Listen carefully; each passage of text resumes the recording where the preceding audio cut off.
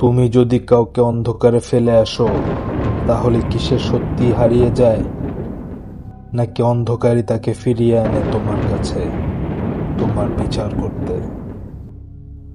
আজকের গল্পটা ঠিক এমনই। একটা ভুল, একটা রাত, আর এক অন্ধকার যা কাউকে ক্ষমা করে না। বর্ষার এক গভীর রাত, সিলেটের পাহাড়ি রাস্তা, চারপাশে শুধু বৃষ্টি আর কুয়াশা। দূরের পাহাড়গুলো যেন অদৃশ্য হয়ে গেছে। একটা সিএনজি ধীরে ধীরে এগিয়ে চলছে কাদামাটির রাস্তা ধরে। ভেতরে বসে আছে ইরা। তার চোখে ঘুম নেই, ভয় আছে, আর আছে এক অদ্ভুত চাপা অপরাধ বোধ। মোবাইলটা বারবার অন করছে সে, কিন্তু স্ক্রিনে একই লেখা, নো নেটওয়ার্ক। ড্রাইভার হঠাৎ বলল, আপা এখানেই নামতে হবে। ইরা চমকে উঠল। সামনে রাস্তা শেষ। এরপরে শুধু সরু অন্ধকার একটা পাহাড়ি পথ। নেমে পড়ল। বৃষ্টি তখনও থামেনি। ইরা হাঁটছে ধীরে ধীরে, কিন্তু তার পা যেন ভারী হয়ে গেছে। প্রতিটা পদক্ষেপে কাদা ছিটকে উঠছে। চারপাশে জঙ্গল, অদ্ভুতভাবে চুপ। কোনো পাখির ডাক নেই, কোনো শব্দ নেই, শুধু বৃষ্টি আর তার নিজের নিঃশ্বাস। হঠাৎ তার মাথার ভেতরে ভেসে উঠল একটি দৃশ্য। কত রাত, একই পাহাড়ি পথ। ঝড় তখন আরো ভয়ঙ্কর ছিল। ইরার সামনে একটা হুইল চেয়ার, সেখানে বসেছিল রিয়াদ, তার স্বামী। একজন মানুষ যে 7 বছর আগে একটা দুর্ঘটনায় পঙ্গু হয়ে গিয়েছিল। সে ইরার দিকে তাকিয়ে বলেছিল, আমাকে ফেলে যেও না প্লিজ। কিন্তু ইরা চুপ ছিল। তার চোখে তখন কোনো মায়া ছিল না, শুধু ক্লান্তি, বিরক্তি আর মুক্তির এক ভয়ঙ্কর ইচ্ছে। একটা ছোট ধাক্কা, আর তারপর হুইল চেয়ারটা পিছলে গেল। রিয়াদের হাত দুটো বাতাসে ছটফট করছিল। তার চোখে ভয়, তার কণ্ঠে চিৎকার। তারপর শুধুই অন্ধকার।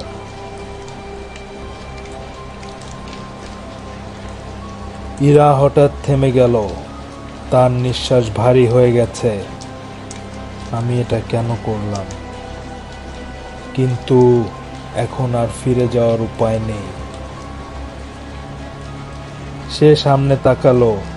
তার বাড়ি, পুরনো কাঠের একটা বাড়ি। চারপাশে জঙ্গল। একটা সময় এই বাড়িটা ছিল তার নিরাপদ জায়গা, কিন্তু আজ এটাই তার সবচেয়ে বড় ভয়। দরজাটা খোলা। ইরা স্থির হয়ে গেল। সে স্পষ্ট মনে করতে পারে সে বের হওয়ার সময় দরজা বন্ধ করেছিল। তাহলে কে খুলল? বাতাসে দরজাটা হালকা নড়ছে।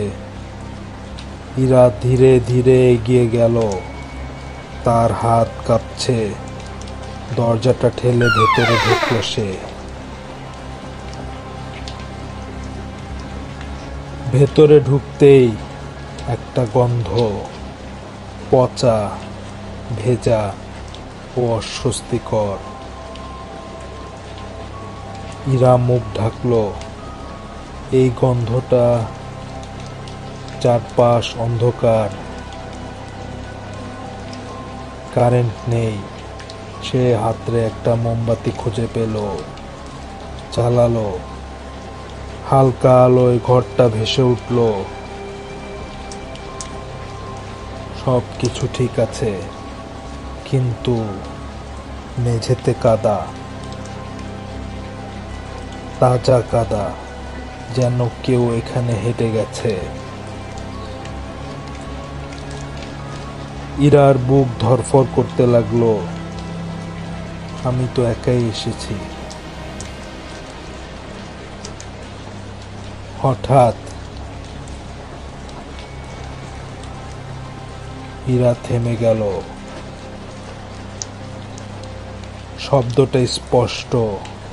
কাঠের মেঝেতে কিছু একটা ঘষছে, ধীরে ধীরে তার দিকে আসছে। ইরা মোমবাতিটা শক্ত করে ধরলো। তার পা যেন জমে গেছে। ড্রয়িং রুমের দিকে তাকালো সে। অন্ধকার, কিন্তু সেখানে কেউ আছে। একটা অবয়ব, হুইল চেয়ারে বসা, চাকা ধীরে ধীরে ঘুরছে নিজে নিজেই। ইরার গলা শুকিয়ে গেল। কে? নীরবতা। তারপর অবয়বটা ঘুরল। মোমের আলোয় মুখটা দেখা গেল। রিয়াদ, কিন্তু তার চোখ পুরো কালো,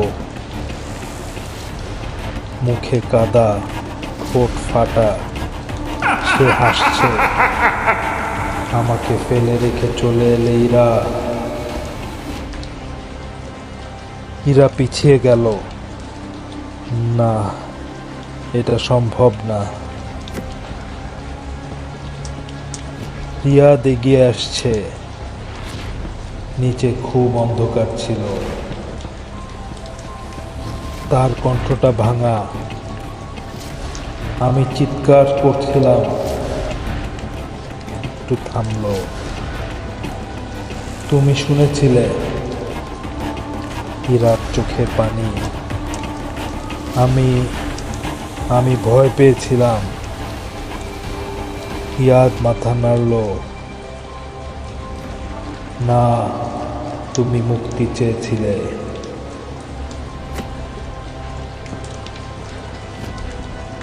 ওরা আমাকে তুলে এনেছে। ইরা কাপা গলায় বলল, কারা? রিয়াদ ধীরে বলল, অন্ধকার। যেখানে তুমি আমাকে ফেলে এসেছিলে, সেখানে কেউ একা থাকে না।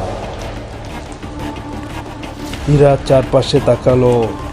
প্রথমে কিছুই দেখলো না, কিন্তু ধীরে ধীরে সে বুঝতে পারল ঘরটা ফাঁকা না। দেয়ালের কোণায়, ছাদের কাছে, মেঝের ছায়ায় কিছু নড়ছে। অদ্ভুত অবয়ব, মানুষের মতো, কিন্তু মানুষ না।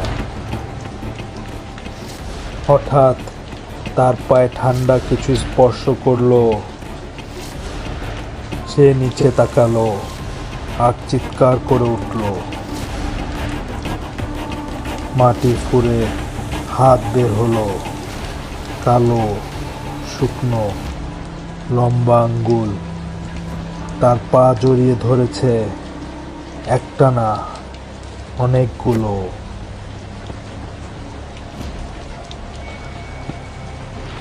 ইরা ছটফট করছে, ছাড়ো প্লিজ। কিন্তু হাতগুলো শক্ত হচ্ছে। তার শরীর নিচের দিকে টানছে। চারপাশে ছায়াগুলো এখন আরো কাছে। ওরা যেন হাসছে, কিন্তু কোনো শব্দ নেই। রিয়াদ সামনে এলো, খুব কাছে। আমি তো তোমাকে কখনো ছাড়িনি, তুমি ছেড়ে দিয়েছিলে। ইরা কাঁদছে।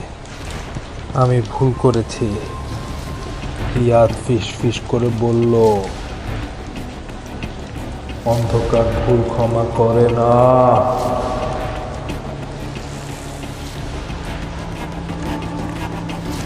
মোমবাতি নিভে গেল।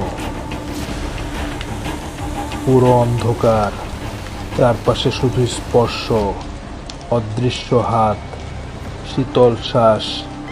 হীরা চিৎকার করলো। তার কণ্ঠ বৃষ্টির শব্দে মিলিয়ে গেল।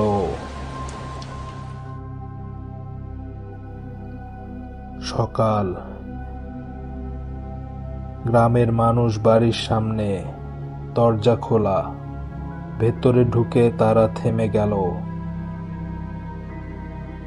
মেঝেতে কাদা, দেয়ালে আঁচড়, আর মাঝখানে একটা হুইল চেয়ার, ফাঁকা। সেদিনের পর কেউ আর ওই বাড়িতে থাকে না। লোকজন বলে বর্ষার রাতে ওই বাড়ি থেকে এখনো শোনা যায় চাকার শব্দ আর এক মেয়ের চিৎকার। কেউ কেউ বলে তারা দেখেছে জানালার পাশে দাঁড়িয়ে আছে এক মেয়ে, তার পা ধরে আছে কালো হাত, আর পেছনে একটা ছায়া, হুইল চেয়ারে বসা। ভিডিওটি পছন্দ হলে লাইক, শেয়ার, সাবস্ক্রাইব করুন এবং পরবর্তী ভিডিও নোটিফিকেশন পেতে বেল আইকনটি অবশ্যই প্রেস করুন। শীঘ্রই দেখা হচ্ছে নতুন কোনো ঘটনা নিয়ে।